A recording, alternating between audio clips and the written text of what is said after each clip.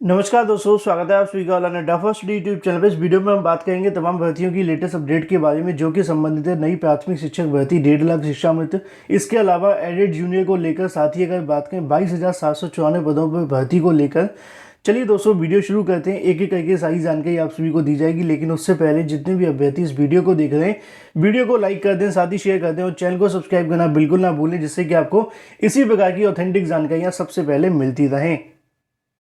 UPTET 2021 में अगर आप 130 प्लस नंबर लेकर आना चाहते हैं तो चक्षु प्रकाशन आपके लिए लेकर आए हैं बेस्ट बुक, जिसको आप सभी परचेस कर सकते हैं और अपनी तैयारी को बेहतर बना सकते हैं। इस बुक के साथ अगर प्रिपरेशन करते हैं तो आपके नंबर 130 प्लस होंगे। इस बुक के अंदर आपके पैटर्न पर आधारित सभी क्वेश्चन रखे गए हैं। सभी जो आपके पैटर्न को ध्यान में रखते हुए इस बुक को तैयार किया गया है। इस बुक के अंदर आपको प्रीवियस ईयर क्वेश्चन भी देखने के लिए मिलते हैं, जिससे कि सवाल चाहे पुराना पूछा जाए या फिर नया, सभी तरह के क्वेश्चन आपको इस बुक के अंदर मिल जाएंगे। सबसे बड़ी खास बात यह है कि सभी क्वेश्चन की आपको सटीक उत्तर माला दी जाती है, साथ ही सटीक उत्तर माला के साथ आपको व्याख्यात्मक आंसर भी दिए जाते हैं, जिससे कि आपसे गलती बिल्कुल ना हो। इन पुस्तक को आप परचेस कर सकते हैं Amazon या फ्लिपकार्ट से, जिसका लिंक मैंने आपको वीडियो की डिस्क्रिप्शन में दे दिया है। अगर आप चाहें तो इस बुक को परचेस कर सकते हैं अपने नजदीकी स्टोर से भी। इस बुक के साथ आप चाहें तो प्रैक्टिस सेट को भी ले सकते हैं, जैसा कि आप स्क्रीन पर देख पा रहे हैं। दोनों बुक आप सभी की प्रिपरेशन को 100% बूस्ट कर देंगी। ज्यादा जानकारी की लिंक पे क्लिक करें और अभी परचेस। तो चलिए शुरू करते हैं। जैसा कि दोस्तों आप जानते हैं कि उत्तर प्रदेश के अंदर कोई भी भर्ती हो, अगर आप ध्यान से इस बात को सुने तो आपको पता चलेगा कि उत्तर प्रदेश में जब आपके 150 क्वेश्चन बनवाए जाते हैं और आप जब 150 क्वेश्चन को देने जाते हैं, अगर आप कोई छोटी सी गलती कर दें तो आप अयोग्य हो सकते हैं। हो सकता है कि आपने कुछ भी कर रखा हो पढ़ाई के अंदर, लेकिन आपकी जो डिग्री है वो पूरे तरीके से अयोग्य कहलाएंगी। उसकी वजह यह है कि आप एक छोटी सी गलती करेंगे तो हो सकता है कि आप अयोग्य हो जाएं। लेकिन जो आपके अधिकारी हैं, चाहे वो किसी भर्ती को लेकर बात की जाए, हाल ही में पीएनबी को लेकर बात कर लेते हैं। कल की तारीख में जारी आंशिकी के माध्यम से एक बार फिर से उन्होंने परचम लहरा दिया है और इस बात को साबित कर दिया है कि वो अपने भविष्य के अंदर 150 क्वेश्चन सही नहीं बना सकते हैं। सही बनाना तो दूर की बात है, एक क्वेश्चन के 4 ऑप्शन वो ऐसे नहीं रख सकते हैं जिसमें से एक ऑप्शन सही हो या दूसरा ऑप्शन सही हो या फिर यहाँ पे 3-3 ऑप्शन सही देखने के लिए मिले। मतलब हद हो चुकी है। कोई परीक्षा संस्था, क्या हमारे पास ऐसे विशेषज्ञ नहीं है जो 150 क्वेश्चन बना करके दे दें छात्रों को?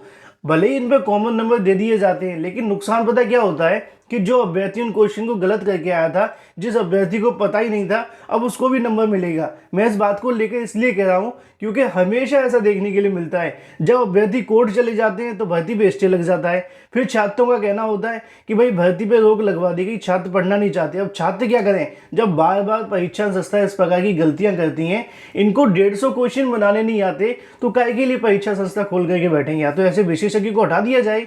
और ये पहली बार नहीं हुआ है। आप यूपी टेट में देखो, आप इसके अलावा कोई 69,000, 68,000 या फिर अगर बात करें एडेड जूनियर को लेकर, अब यहाँ पर आप सभी देख लो। आज के कई समाचार पत्र के अंदर आपको जानकारी देखने के लिए मिलेगी कि एडेड जूनियर शिक्षक भर्ती के अंदर गलत सवालों को लेकर 4 अंक सबको दे दिए जाएंगे। परीक्षा के अंदर 4 गलत सवाल देखने के लिए मिले हैं। जहां पर स्टार लगा हुआ था वहां पे आप सभी को कॉमन नंबर देखने के लिए मिलेंगे। तो कई के जो ऑप्शन है वो भी बदल दिए गए हैं। किसी एक का तो 1 माना गया, किसी का 2 मांगा गया, किसी का 3 ऑप्शन भी सही कर दिए गए हैं। ये महिमा है पीएनपी की। नीचे आपको जानकारी देखने के लिए मिलेगी प्रदेश के शासकीय सहायता प्राप्त जूनियर हाई स्कूल सहायक अध्यापकों की अगर बात की जाती है 1504 और साथ ही अगर बात करें प्रधान अध्यापक के 390 पदों की भर्ती आयोजित की गई थी। परीक्षा की अंतिम उत्तर कुंजी सचिव परीक्षा नियामक पदाधिकारी के माध्यम से जारी कर दी गई है। प्रथम क्वेश्चन पेपर के अंदर अगर बात की जाती है तो उसे हल करने की कोशिश करने वाले सभी अभ्यर्थियों को एक अंक यहाँ पे जो कॉमन है वो दे दिया जाएगा। प्रथम ऑनलाइन आपत्ति पर विषय विशेषज्ञों की रिपोर्ट के आधार पर कई प्रश्नों के उत्तर बदलने पड़े हैं। बुकलेट सीरीज को लेकर अगर बात की जाती है ए के अंदर तो अंग्रेजी के 75वां क्वेश्चन 103 और साथ ही अगर बात करें 138 गलत हैं, जबकि अगर बात करें विज्ञान और गणित के अंदर 136 को गलत मानते हुए हटा दिया गया है। सामान्य अध्ययन की अगर बात करें तो 16 प्रश्न आपको देखने के लिए मिलता है और भी तमाम चीज़ें यहाँ पे लिखी हुई हैं। आसान भाषा में कहा जाए तो 4 क्वेश्चन गलत है जिनको लेकर आप सभी को कॉमन नंबर दिए जाएंगे। इसके अलावा जिनके यहाँ पे ऑप्शन के बदलाव किए गए हैं, जिन जिन छात्रों ने वो ऑप्शन सही किए होंगे उनको भी यहाँ से नंबर मिल जाएंगे। अब आप सभी के कितने नंबर बने कमेंट करके बताएं। टोटल आपके नंबर कम तो नहीं हुए, इसके बारे में भी जानकारी दें। क्योंकि बहुत सारे छात्रों के मन में सवाल था कि एडेड जूनियर शिक्षक भर्ती के अंदर जो कॉमन नंबर दिए गए इससे क्या कट ऑफ के अंदर भी बदलाव देखने के लिए मिलेगा। 100% ऐसा होगा, क्योंकि बहुत सारे ऐसे अभ्यर्थी होंगे जिनकी एकेडमिक मेरिट अच्छी होगी लेकिन वो 90-97 क्वालिफाई नहीं कर पा रहे होंगे।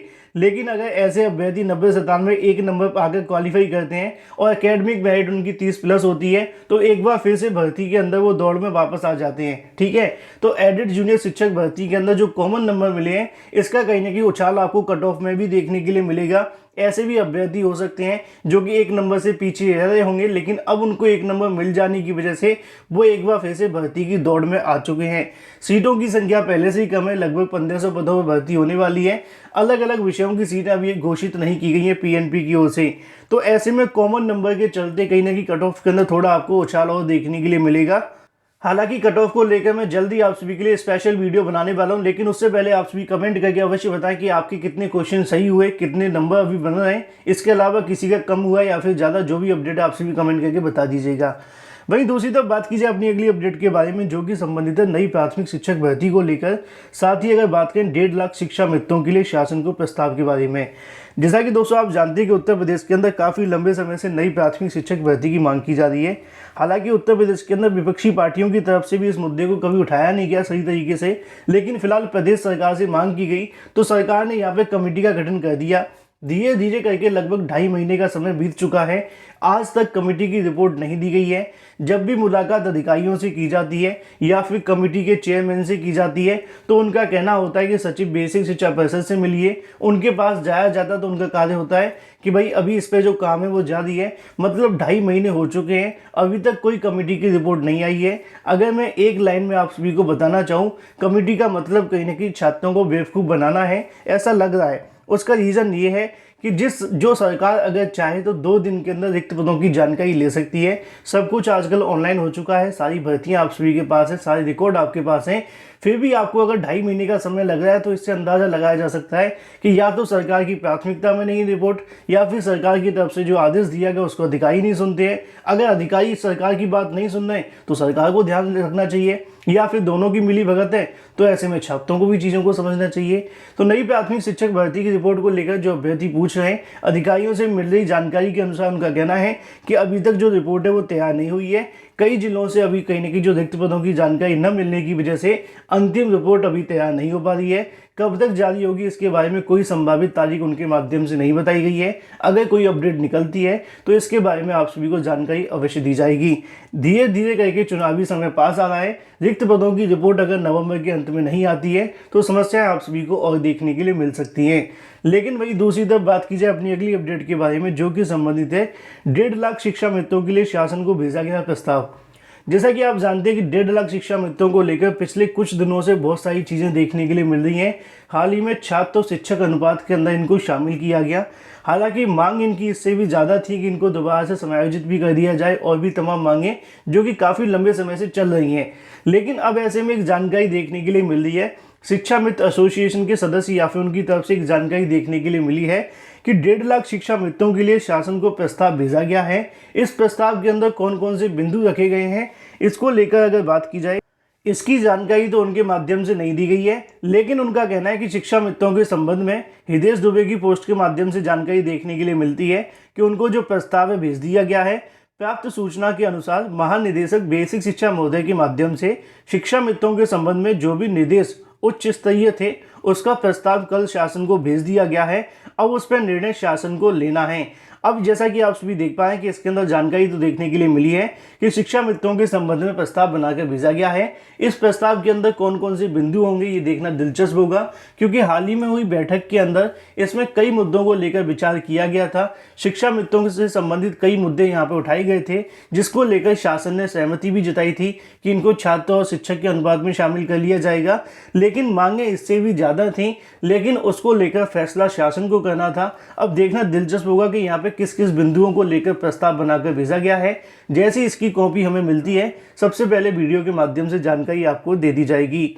लेकिन वहीं दूसरी तरफ बात की जाए अपनी अगली अपडेट के बारे में जो कि संबंधित है 22,794 पदों पर भर्ती को लेकर, जिसमें जानकारी देखने के लिए मिली कि भर्ती का विज्ञापन जल्द जारी होगा। साथ में आपकी जो परीक्षा होगी वो जनवरी में करवाई जाएगी।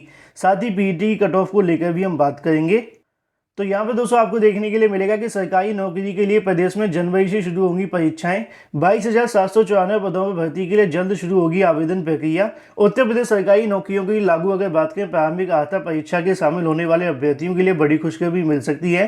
दरअसल पीईटी के बाद में उत्तर प्रदेश अधीनस्थ सेवा चयन आयोग के माध्यम से 22,794 पदों पर भर्ती की जानी है। विभिन्न मीडिया रिपोर्ट्स के मुताबिक अगर देखें तो आयोग इन पदों पर भर्ती के लिए जल्द नोटिफिकेशन जारी कर सकता है। राज्य में यूपीएससी द्वारा आयोजित की जाने वाली समूह ग की भर्तियों को लेकर शामिल होने वाले अभ्यर्थी पीईटी में हिस्सा लेना अनिवार्य कर दिया गया था। इसलिए राज्य सरकार की तरफ से जो लेखपाल भर्ती होने वाली है, जो कि लगभग 7,882 पदों पर होगी, वो भी 22,794 के अंदर शामिल की गई है। लेकिन इन भर्तियों बैठने के लिए आप सभी के पास पीईटी क्वालिफाई होना चाहिए। जानकारी देखने के लिए मिली कि जल्दी इसको लेकर नोटिफिकेशन जारी किया जाएगा। इसके अंदर अलग अलग विभागों की भर्तियां देखने के लिए मिलेंगी। लगभग 9,200 पदों पर भर्ती का विज्ञापन पहले ही जारी कर दिया गया है। हालांकि पाठ्यक्रम जारी हुआ है, पूरा विज्ञापन आना अभी बाकी है, जो कि स्वास्थ्य कार्यकर्ता की भर्ती, जिसके बारे में जानकारी मैंने आपको दे दी है। उसी को लेकर नीचे जानकारी देखने के लिए मिलती है अलग अलग पदों के बारे में, जैसा कि आप सभी देख पा रहे हैं। मतलब इसमें से 9,212 पदों की भर्ती आ चुकी है। अब जो अगली भर्ती होगी वो लेखपाल भर्ती देखने के लिए मिलेगी। लेकिन ऐसे में छात्रों के मन में सवाल है कि पीईटी की कट ऑफ क्या देखने के लिए मिलेगी लेखपाल भर्ती के लिए, क्योंकि हजारों की संख्या में अभ्यर्थी इंतजार कर रहे हैं। लाखों छात्रों ने इस परीक्षा को तो दिया है, लेकिन कट ऑफ को लेकर आज भी परेशान है। जानकारी आयोग के कई अधिकारियों के माध्यम से देखने के लिए मिली है कि इस बार पीईटी के जो क्वालिफाई अभ्यर्थी हैं, उनमें से ज़्यादा अभ्यर्थी को बुलाए जाने को लेकर यहाँ से विचार किया जा रहा है।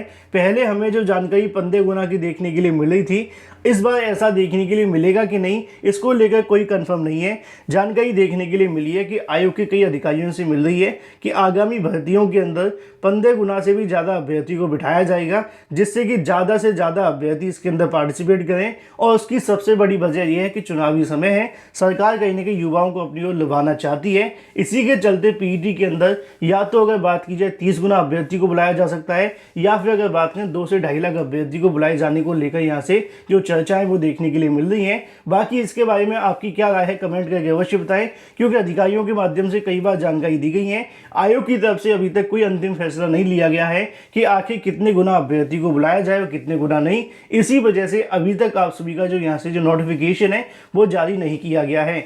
वहीं दूसरी तरफ बात की जाए अपनी अगली अपडेट के बारे में, जो कि संबंधित है टीजीटी पीजीटी को लेकर। टीजीटी पीजीटी छात्रों के साथ चयन बोर्ड की तरफ से धोखा किया गया है।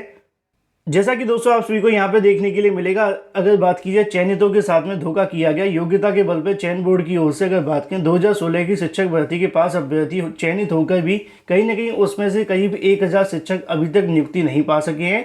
चयन बोर्ड ने 2 समायोजन सूची निकालकर इनको कहीं ना कहीं नियुक्ति पाने को लेकर दुर्भाग्य से लेने वाले की जो संख्या है वो ज़्यादा रही है। अब परेशान चयनितों की तरफ से अगर बात की जाए तो चयन बोर्ड के सामने जो आवाज़ है उठाई गई है। एक बैठक में संघ के संरक्षक अगर बात की जाए हरिप्रकाश यादव के माध्यम से बताया गया कि चयन बोर्ड की बेरुखी से चयनित शिक्षकों को विद्यालय नियुक्ति पाने के लिए भटक रहे हैं। इस स्थिति के अंदर सख्त कदम उठाए जाने की आवश्यकता है। निर्देश दिया जाना चाहिए कि पुरानी भर्ती में चयनित अभ्यर्थी को जल्दी से जल्दी नियुक्ति दी जाए, जिसको लेकर 2016 के अभ्यर्थी आज तक अपनी नियुक्ति का इंतजार कर रहे हैं। अगर वीडियो पसंद आया तो वीडियो को लाइक कर दें, साथ ही शेयर कर दें और चैनल को सब्सक्राइब करना बिल्कुल ना भूलें।